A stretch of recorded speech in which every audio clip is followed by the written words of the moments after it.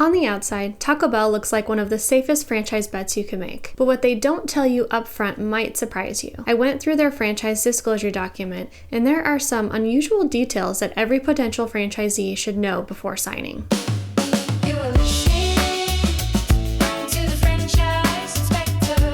The Taco Bell story goes back to the 1950s. Before Taco Bell even existed, founder Glenn Bell was experimenting with small restaurants in Southern California. In 1962, he opened up the very first Taco Bell in Downey, California, and by 1964, the first franchise was sold. The brand grew quickly, hitting 100 locations by 1967, going public in 1970, and then being purchased by PepsiCo in 1978. Today, Taco Bell is owned by Yum! Brands, the same parent company behind Pizza Hut and KFC. Now, while all of that history shows how massive Taco Bell has become, I have a lighter connection to the brand. My husband actually worked there for 8 summers during high school and college, and recently he got this hilarious purple Taco Bell outfit as a gift. If nothing else, Taco Bell will always have a place in our family photos. Fast forward to today, Taco Bell has more than 7,300 franchise restaurants and almost 500 corporately owned locations. Every year, they add more than 150 new stores, and closures are actually really rare. Only 24 stores shut down last year. That's an incredibly low closure rate for a system of this size. Taco Bell offers different formats. The traditional freestanding restaurants with drive-thrus are the most common. Then you have the inline and end cap, which are smaller spots inside strip malls or shopping centers. The franchise term is really long. 25 years for a new traditional unit, and then only 10 years for inlines or end caps. Here's where things get heavy. The franchise fee is $45,000 for a traditional location and $25,000 for an inline or end cap, but the total investment is massive. A traditional Taco Bell costs between $1.8 million to $4.3 million. Even the smaller formats still cost $935,000 to $1.8 million. Once you're open, you'll be paying 5.5% of sales plus up to $4.5 in marketing fees. And if you close early for certain reasons, Taco Bell can hit you with liquidated damages, which are either $100,000 or 11% of your last year's sales, whichever is higher. Another big catch. Taco Bell does not give you an exclusive territory. That means you could open a store and later on, they could approve another Taco Bell right down the street if they choose to. Now let's get into the strangest part of Taco Bell's FDD. Their item 19, the financial performance representations. Now normally, this is where a franchisor shows you the average sales or profits from existing stores. But Taco Bell doesn't do that. Instead, they use computer forecasting tools with names like BellPoint, Calibrate, and SiteZeus.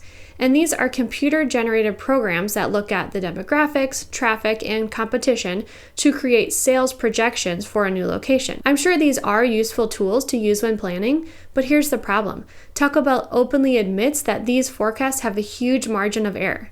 For example, BellPoint has a plus or minus 20% error rate, and that's only about 65% of the time.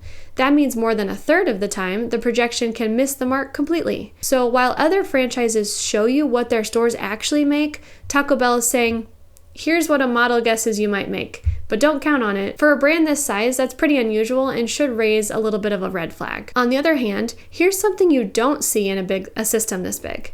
Taco Bell reports no litigation in their FDD. That's really rare.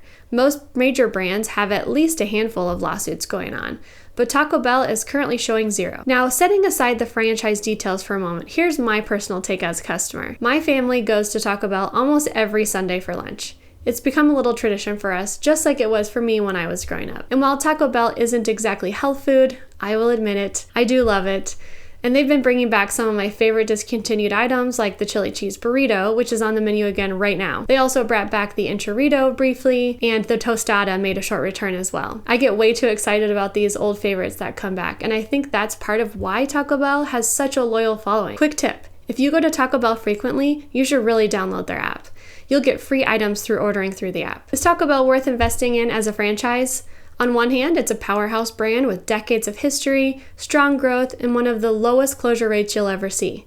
plus a loyal following. On the other hand, it's extremely expensive to get into, there's no territory protection, and the financial performance data is weaker than what you would expect for such a big brand. At the end of the day, if you're considering a Taco Bell, make sure you're doing your own research and not just relying on the forecasting tools. This is a brand that people love, myself included, but loving the food and running a profitable franchise are two very different things. If you're interested in exploring franchises and looking for advice, that's exactly what we do here at Franchise Inspectors. So feel free to go to our website at franinspect.com or click the link above.